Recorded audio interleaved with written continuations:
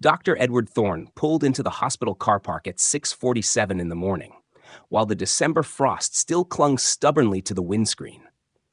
He never imagined that the most difficult operation of his life would occur just as he stood looking at a medical file that bore no stranger's name. These were the medical records of his own son, Leo, a horrific secret concealed beneath thick layers of woolen jumpers in the heart of a cold Manchester winter. Outside the windows of the Manchester Royal Infirmary, a gray fog shrouded the ancient red brick buildings like a funeral shroud. Edward, a senior trauma surgical consultant with golden hands who had saved thousands of lives throughout his 12-year career, now felt his hands trembling violently. He gripped his cold cup of black coffee, but the chill of the ceramic was nothing compared to the frost spreading from the depths of his chest.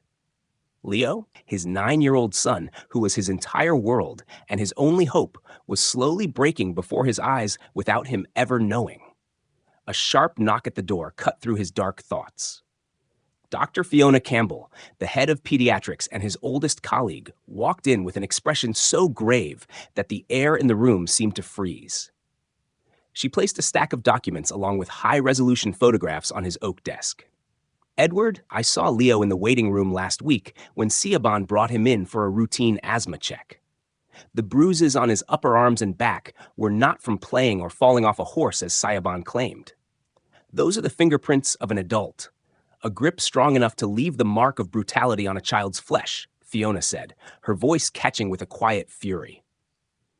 Everyone in Manchester looked upon the Hennessey clan with a mixture of admiration and fear. Siobhan, his wife, was an exemplary social worker for the city council, a woman who frequently appeared in the newspapers with fierce speeches about children's rights. But behind the velvet curtain of glamour, Edward began to realize a truth that was sickeningly twisted. He recalled Sunday dinners at the Hennessey mansion in Sale, where Malachi, his father-in-law, always used his authority and bitter insults to crush Leo's confidence. Their family worshipped physical strength and ruthlessness, viewing a 9-year-old's sensitivity as a defect that needed to be purged through lashings and humiliation. When Edward returned home that evening, their luxury villa was filled with the scent of pine needles and warm Christmas lights. Yet he only smelled rot and lies. Siobhan stood in the kitchen, casually arranging expensive gift hampers for city officials. When Edward placed the photos of the bruises on the marble worktop, Siobhan did not flinch or show any remorse. She simply stopped what she was doing, her lips curling into a smirk of disdain and delusional power. "Are you going to play the hero again, Edward? You are always at the hospital. You know nothing about actually raising a child. Leo is simply being taught how to be tough like a true Hennessey man.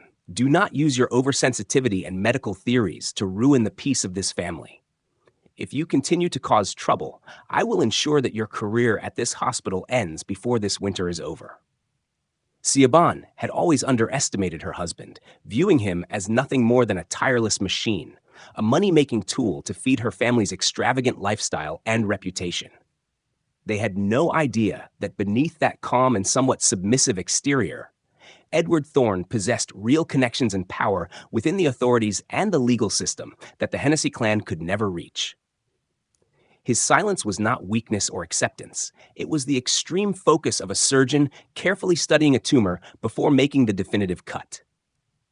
Christmas Eve was approaching, and Siobhan began to reveal her plan. She pressured him to fly to Edinburgh for an important international surgical conference that he had originally intended to refuse. "This is the future of your career, and also the face of our family," Siobhan said in a sweet voice full of venom.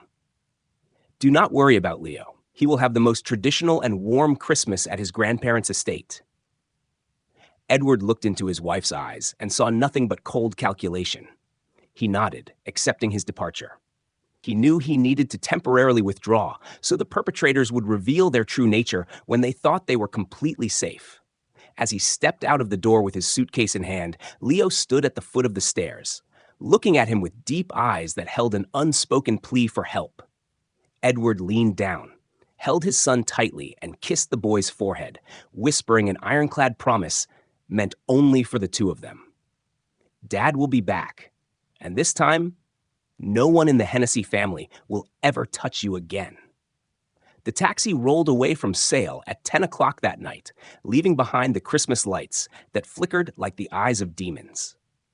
Edward took out his phone, not to check the conference schedule, but to send a short message to an old friend in the Greater Manchester Police. The surgery to remove the Hennessey tumor had officially begun, and he would ensure that it was performed thoroughly, leaving no metastases that could hurt his son for another moment. Manchester would witness the fall of a fake empire at the hands of the man they thought only knew how to save lives, not punish. The cold in Edinburgh on the night of the 23rd of December was razor sharp and bone dry, like a scalpel fresh from the sterilizing unit. Edward Thorne stood by the 12th floor window of the Balmoral Hotel, looking down at the cobbled streets of the old town, shimmering under golden lights. But his mind was besieged by a dark premonition of what was unfolding back in Manchester. He had tried to call Leo 3 times within the last 2 hours, but Siobhan always ended the calls with brief and controlling words. "The boy is sleeping. Edward, do not disturb my family's peace with your over-anxiety any longer." The long, soulless dial tone that followed made him feel like an outsider in his own son's life. But that silence did not last long. A long vibration from the phone on the mahogany table shattered the heavy air in the room. It was not a call from his wife, but a message from Arthur Penhaligon, the elderly neighbor living next to their villa on Wilmslow Road. "Edward, I am sorry to have to send you this at this time, but my conscience will not allow me to remain silent for another moment. I managed to record this scene from my second-floor window. The police arrived after 10 minutes because I made an anonymous report, but your wife convinced them to leave. You need to see the truth." Attached to the message was a heavy video file uploaded from the cloud. Edward pressed play with hands that were beginning to go numb with dread. The phone screen showed the Hennessey backyard at 4:37 in the afternoon. The Manchester sky was gray, and heavy rain poured down as if trying to wash away the filth of the earth. Leo stood in the middle of the yard, his small 9-year-old frame trembling violently in the cold that was only about 2 degrees Celsius. The boy was wearing only a thin t-shirt, completely soaked and exhausted. Surrounding the boy were 7 adult members of the Hennessey clan, standing under the dry porch like judges presiding over a public execution. Malachi Hennessey stepped forward, his face flushed red with the scent of alcohol and primal brutality. He slapped Leo hard across the face, the dry crack echoing through the camera's microphone like a gunshot. "That is for spilling my wine," Malachi roared. Next was Grandmother Trudy, a woman who often did charity work every weekend, now gritting her teeth as she lunged forward to grip Leo's jaw and deliver another slap to his other cheek. One by one, from Aunt Sined to the boy's uncle, they stepped out from the shadows of the porch to perform this ritual of collective abuse. They mocked him. They insulted the weakness of a child who was crying soundlessly because he was so terrified and cold. But the pinnacle of betrayal that completely shattered Edward's soul was when Siobhan stepped out. She showed no expression of pity. On the contrary, her eyes burned with a morbid sense of power. Siobhan stepped forward, slapped her son the hardest, then grabbed the boy's soaking collar and hissed. "You have embarrassed me in front of the family, Leo? You want to cry like a newborn baby? Then stay here and learn how to grow up." She shoved Leo hard into the freezing mud, then coldly walked back into the house, slammed the glass door, and locked it tight. The video ended with the image of Leo pounding his hands against the glass in despair, while his cousin Callum stood inside, eating cake and making mocking gestures through the misted window. The trembling in Edward's hands suddenly vanished. In its place was a terrifying calm, the stillness of a storm gathering energy at its most devastating level. He did not scream. He did not smash the furniture in the luxury hotel room. He turned back to the desk, opened his laptop, and began to access an encrypted file he had secretly collected for a long time. Siobhan and the Hennessey clan had always viewed him as a gentle surgeon, only capable of burying his head in 18-hour operations. They did not know that Edward Thorne was one of the largest donors to the Manchester Police welfare funds. And he possessed evidence of financial fraud within the Hennessey construction group that with just one click, their entire empire would collapse like a sandcastle before the tide. He picked up the phone to call Arthur Penhaligon back. Arthur, listen carefully. I need you to create 5 more copies of this video immediately. Send 1 copy to the solicitor Helena Vance and keep the others in the safest places you can think of. I will be back in Manchester within 4 hours. Edward hung up and stared at the phone screen displaying the final frame of Leo. He saw in his son's eyes a complete emptiness, the surrender of a soul whose faith in the world had been stripped away by the very people meant to protect him. The heart of the father within him was bleeding, but the mind of a trauma surgeon was ordering him to act with absolute precision. The Hennessey family had made a fatal mistake in believing they could use local power to cover up their corruption. They thought they were holding a hostage, but in reality, they had just awakened a beast hiding beneath a white coat. Edward walked out of the hotel, leaving the international conference and all professional fame aside. For him, this Christmas was no longer a season of forgiveness or reunion. It was a season of purging. As the night train from Edinburgh began to roll southwards through the pitch-black Scottish Highlands, Edward sat quietly in the first-class carriage, his sharp gaze reflected in the window like a declaration of war against the darkness enveloping Manchester. He would not just take Leo back, he would ensure that every slap, every drop of cold rain, and every mocking laugh his son had to endure would be returned to the Hennessey family at a price 1,000 times higher. His journey home was not a flight, but the march of a general returning to reclaim what belonged to him and to punish those who dared to touch his own flesh and blood. The sound of the train wheels grinding on the tracks of the Avanti West Coast as it hurtled southwards tore through the still atmosphere of the first-class carriage. But it could not drown out the roar of the fury burning inside Edward Thorne. He sat motionless, his cold eyes fixed on his laptop screen, where financial figures and charts danced, revealing a deeper layer of betrayal than he had ever suspected. Siobhan constantly complained about the pressure of debt and the high cost of living in Manchester. But the truth appearing before his eyes was a completely different story. Through the files he had just accessed using high-level encryption, Edward discovered that his wife had secretly withdrawn over £32,000 from their joint savings account over the past 12 months. Regular payments of £2,000 each were transferred into a secret account in the name of her father, Malachi Hennessey. Siobhan was using his sweat and labor from the operating theater to nourish a family of demons. The very people who had just slapped his son's face under the freezing rain. Edward picked up his phone and dialed a sequence of numbers he had hoped he would never have to use. On the other end was Helena Vance, a sharp litigator known as the Iron Lady of the Manchester legal world. Helena, I need you to activate the campaign immediately. The video has been sent to your secure inbox, and I want an emergency child protection order signed before I set foot in Piccadilly Station. Edward's voice was low and firm, containing not a single hint of hesitation. Helena Vance remained silent for 3 seconds after scanning the video Edward had mentioned, and her breathing became heavy over the phone. Edward, this is not just abuse. This is a systematic crime. I will contact the night judge right now. He owes me a favor, and this video is enough to make any father weep. We will have a court order within 48 minutes. You be ready.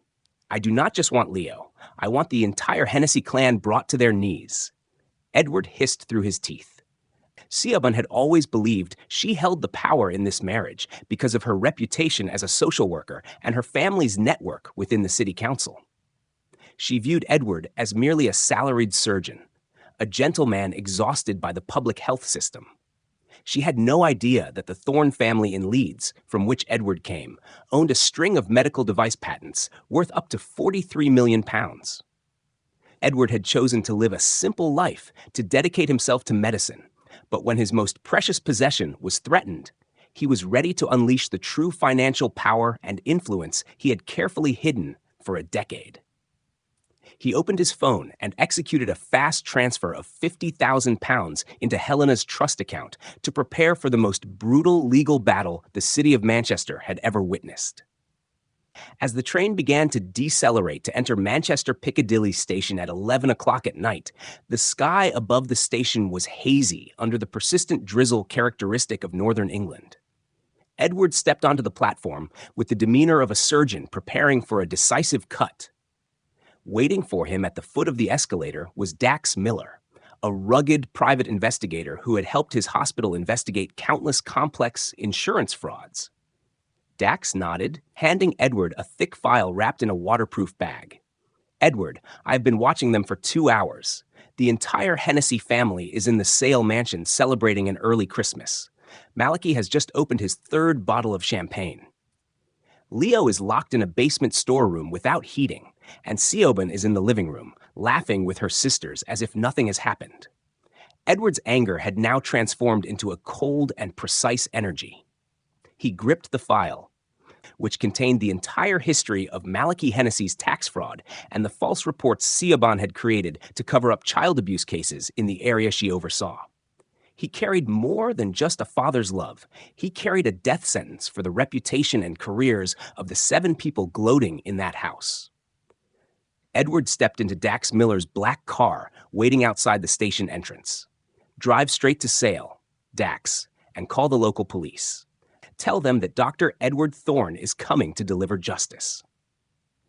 Edward Thorne sat in the shadows of the back seat, looking out at the deserted streets of Manchester on Christmas Eve. He knew that after tonight, Leo's world would no longer be shrouded in shadows, and the Hennessey clan would understand that the price for touching the son of a trauma surgeon is never cheap. The direct confrontation was approaching, and Edward was ready to perform surgery on the very roots of this evil under the light of justice and truth. Dax Miller's black car stopped in front of the massive iron gates of the Hennessey clan at exactly 11:38 at night. Behind them, 2 Greater Manchester Police patrol cars also pulled over, their blue lights flashing through the gray rain, signaling the end of an evening of indulgence for the abusers. Edward Thorne stepped out of the car, his dark overcoat immediately soaked by the rain, yet he felt no cold. In his hand was a copy of the emergency protection order signed by a judge just 29 minutes ago. Edward walked to the main door, not bothering to ring the bell, but instead pounding heavily on the solid oak. Inside, the laughter and music suddenly died away. When Malachi Hennessey opened the door with a face flushed red from alcohol, he intended to roar a curse, but the reality before him made the words stick in his throat. 6 police officers and Edward entered the chandelier-lit grand hall. Siobhan rushed out from the living room, her face changing from surprise to a familiar aggression. "Are you insane? Edward, you dare bring the police to my father's house on Christmas Eve? You will pay for this humiliation. I am a senior social worker. You have no rights here." Edward did not look at his wife. He simply handed the court order to the commanding officer. "Officer, my son is being locked in a basement storeroom. I demand immediate access to him." Despite Malachi's weak resistance and threats regarding political connections, the police officers quickly controlled the situation. Edward rushed down the basement stairs, where the air was damp and cold, a stark contrast to the luxury above. When the wooden storeroom door opened, he saw Leo huddled on an old stool, his small shoulders still trembling rhythmically under his thin, wet t-shirt. The boy looked up, his tired and fearful eyes gradually showing a faint glimmer of light as he recognized his father's silhouette. "Dad's home," Leo whispered, his voice hoarse from crying and the cold. Edward knelt down, holding his son tightly in his arms, feeling the small body melt into his protection. "I am here, Leo. I am here now. No one will ever hurt you again, I promise you with my life." As Edward carried Leo into the main hall, the Hennessey family stood huddled in a corner, their faces now showing clear anxiety while still trying to maintain their hollow arrogance. Siobhan moved as if to grab Leo, but Edward stopped, his gaze as sharp as a lethal surgical incision. "Do not touch him, Sian. You lost the right to be a mother the moment you slammed that door and left your son shivering in the rain." Siobhan gave a faint laugh, attempting one final psychological blow. "You think you've won? The Hennessey family has connections that a doctor like you will never understand. Tomorrow I will strip everything away from you." Edward's lips curled slightly, a smile that held no warmth. "You have always been mistaken, Siobhan. Did you think I was a poor surgeon living on an NHS salary? Let me reintroduce myself. I am Edward Thorne, the sole heir to the Thorne Medical, Pharmaceutical, and Medical Device Group in Leeds. My family holds 14 patents for which your father's hospital pays royalties every month just to use. And while you were preoccupied with your petty power at the city council, my investigator has sent your father's entire tax fraud file, worth £1,200,000, to the Revenue Office. As for you, Siobhan, the records of you abusing your authority to cover up child abuse cases in the area have been sent directly to the office of the City Council Chief Executive and the Manchester Press. The entire room suddenly fell so silent that the rain could be heard beating against the glass. Malachi Hennessey's face turned from red to a pale white, his hands beginning to shake. Edward turned to look at each aunt and uncle who had slapped his son. Every one of you has a price to pay. I have bought out the overdue debts of your construction company. Within the next 24 hours, repossession orders will be delivered. You enjoy abusing the weak because you think you are strong? Then let us see how strong you are when you do not have a penny to your name and your reputation is trampled in the black mud of Manchester. Edward carried Leo out of the mansion, not bothering to look back at the ruins of an empire he had destroyed in just 10 minutes. As he placed his son in the back seat of the car, Leo gripped his hand tightly. "Are you really a superhero, Dad?" Edward smiled, a gentle smile reserved only for his son. "No, Leo. I am just a father who loves you and knows how to use the right tools to treat the wicked diseases of this world." The car rolled away from Sale, leaving behind the arguments, the blame, and the complete collapse of the Hennessey clan. Edward knew this was only the beginning of the legal battle. But tonight, for the first time in months, he knew Leo would have a peaceful sleep. Justice was not violent revenge, but the most brutal punishment through the truth. And Edward Thorne had just completed the most important operation of his life with absolute precision. The car traveled through the night, heading towards the small, peaceful house Edward had prepared for the two of them in the windswept suburbs. In the darkness of the car, Edward looked in the rearview mirror, seeing his son had begun to fall asleep with a slight smile on his lips. He felt a strange relief seeping into his soul. His plan was not just to punish, but also to rebuild a world where Leo was respected and loved. Tomorrow, the world would know of the Hennessey crimes. But tonight, there was only the love between a father and the son, just revived from the darkness of betrayal. His march had achieved its first objective. And the shadows of Manchester now seemed far less terrifying than before. The silence in courtroom number 4 at the Manchester Family Court in Crown Square on the morning of the 30th of December carried a formidable weight, much like the pressure of a deep sea before a tsunami strikes. Edward Thorne sat at the claimant's table, his broad shoulders as motionless as if carved from granite, his gaze fixed on Judge Abigail Marlowe's nameplate upon the high bench. Opposite him, the Hennessey clan appeared with an appearance so meticulously groomed it was artificial.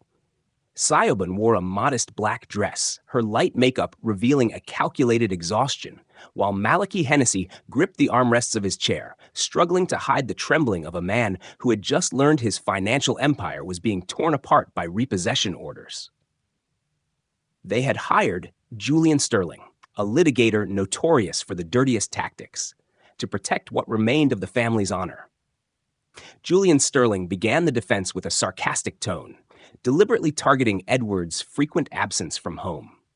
"Your Honor, we are considering the claim of a father who considers the operating theater more of a home than his own hearth. Dr. Thorne may be a skilled surgeon, but he is completely ignorant of the difficulties Mrs. Thorne faced in raising a child with a strong personality like Leo. What occurred in the video was merely a moment of lost restraint from a family striving to instill discipline in their child. This is a traditional method of upbringing, though somewhat stern, but it cannot be considered a crime." Edward felt a cold current of electricity run down his spine as he heard Sterling's deceptive words. However, Helena Vance, his solicitor, merely gave a soft smile, a smile containing destruction. She stood up, not bothering to debate the theories of education, but going straight to the irrefutable medical evidence. She displayed infrared photographs of Leo's injuries, taken by Dr. Fiona Campbell, on the large screen. These bruises have different ages, Your Honor. Some have faded from 3 weeks ago, overlapping with new ones from the night of the 23rd of December. This is not discipline. This is cyclical abuse. But the heart of the trial truly shattered when Leo's voice echoed through the video link system from a safe room. According to English law, the child did not have to face his abusers directly, but the small voice of the 9-year-old boy held more destructive power than any fierce accusation. I used to think Mum hit me because I had done something wrong. Leo's voice trembled, but remained clear. Mum said she loved me, so she had to correct me with the rod. But when I stood in the rain and saw Mum laughing and talking with Aunt Sinead while I could not breathe because of the cold, I realized that Mum did not love me at all. She only loved the feeling of being the master of my fear. Siobhan Thorne burst into sobs, a disgusting theatrical display intended to seek pity. But Edward knew those were only tears of fear as power slipped from her grasp. Helena Vance decided to deliver the fatal blow, a plot twist that sent shockwaves through the courtroom. Your Honor, we have gathered evidence from the City Council's data management system. Siobhan Thorne, in her capacity as a senior social worker, used her personal identification code to access and delete 2 anonymous school reports regarding Leo's injuries over the past 6 months. She did not only abuse her son, but she also used state power to silence the warning bells. She turned the child protection system into a tool to cover up the crimes of her own family. Judge Abigail Marlowe looked down at Siobhan with a gaze containing utter loathing. The silence enveloping the courtroom now became more suffocating than ever. Malachi Hennessey attempted to stand and shout about his contributions to Manchester, but a stern look from the judicial police caused him to collapse completely into his chair. Edward sat there, feeling a colossal weight gradually leaving his chest. He had been patient, he had prepared, and he had used the very arrogance of the Hennesseys to trap them in the web of truth. After 30 minutes of tense deliberation, Judge Marlowe struck her gavel firmly against the wooden bench. The court declares the immediate termination of all maternal rights of Siobhan Thorne. Full custody and legal guardianship of the minor Leo Thorne is granted to Dr. Edward Thorne without any exception. A permanent restraining order is established, prohibiting Siobhan and any member of the Hennessey clan from approaching Leo within a 500-meter radius. Judge Marlowe paused for a moment, her gaze sweeping across the 7 adults sitting trembling on the opposite side. Furthermore, based on evidence of tampering with public records and organized child abuse, I am officially referring this entire case to the Crown Prosecution Service for criminal prosecution of child cruelty under the Children Act 1933. Officers, please take the subjects into custody right here to assist the investigation. The clicking of handcuffs rang through the courtroom, shattering the artificial atmosphere of luxury that the Hennesseys tried to maintain. Edward walked out of the courtroom, not bothering to look back at the woman who was once his wife, who was screaming in despair as she was led away. He went straight to the safe room where Leo was waiting. When the door opened, Leo rushed into his arms, hugging his father's neck tightly, as if fearing it was all a dream. "Dad, we are going home now, aren't we?" Edward squeezed his son, tears finally rolling down the face of the surgeon, who usually remained cold in the face of death. "That is right, Leo. We are going home, and from now on, your world will only have light and love. I will not let any shadow touch you ever again." The dawn of freedom had truly begun on this land of Manchester, under the protection of a father who had sworn to do everything to protect his own flesh and blood. The collapse of the Hennessey clan was not just an ordinary abuse case. It was a social major surgery whose results completely altered the power landscape in the city of Manchester. The Manchester Evening News devoted the entire front page for 3 consecutive days to exposing every rotten corner of the empire Malachi had painstakingly built over 40 years, but now everything was merely a pile of ashes of shame. Edward Thorne did not stop at the family court victory. He fulfilled his promise of a thorough purge, targeting those who had hurt his own flesh and blood. Within 3 months following the preliminary hearing, Malachi Hennessey was forced to declare bankruptcy when the Thorne Medical Group officially withdrew all supply contracts and activated the ethical breach compensation clauses worth £2,800,000. The magnificent mansion in Sale, which was once a symbol of arrogance and fake power, was sealed and auctioned to pay off colossal tax debts, a conclusion that could not be more bitter for one who always thought they stood above the law and morality. Siobhan Thorne was no longer the powerful woman of the city council. She was serving a sentence of 2 years and 6 months in Stiel prison for child cruelty and the forgery of public records. In her gray prison uniform and behind 4 cold walls, Siobhan finally began to understand the feeling of loneliness and helplessness she had once heartlessly forced her son to endure under the winter rain. Edward felt no sense of triumph when seeing that through legal reports, he only felt a deep relief because the malignant tumor of betrayal had been officially removed from Leo's life. He decided to make a major change in his career, resigning from his prestigious position as head of trauma surgery to become a part-time consultant, dedicating all his mind and remaining time to rebuilding their broken world together. On a bright golden May afternoon, Edward took Leo to the Peak District where the lush green hills stretched endlessly beneath a Manchester sky that was no longer gloomy. They stood on the summit of Mam Tor, looking down at the windswept Dale Valley, feeling the breath of freedom filling their lungs after a long, dark year. Leo was now a little taller. His cheeks were rosy again, and his eyes held no trace of the invisible fears that used to haunt him during every Sunday dinner. "Look, Dad." Leo pointed towards the horizon where birds were soaring freely. "I do not see the shadows surrounding me anymore. I only see that the sky is very wide and very beautiful." Edward smiled. The warm smile of a man who had gone through the storm to find a peaceful harbor for his only son. "You will always have your own sky, Leo, and I will always be the guardian of that sky for you at any cost." They spent that entire summer completing the treehouse in their new garden in the windswept suburbs. It was no longer a half-finished project containing fear, but a solid fortress of trust and the bond between 2 souls that had once been wounded.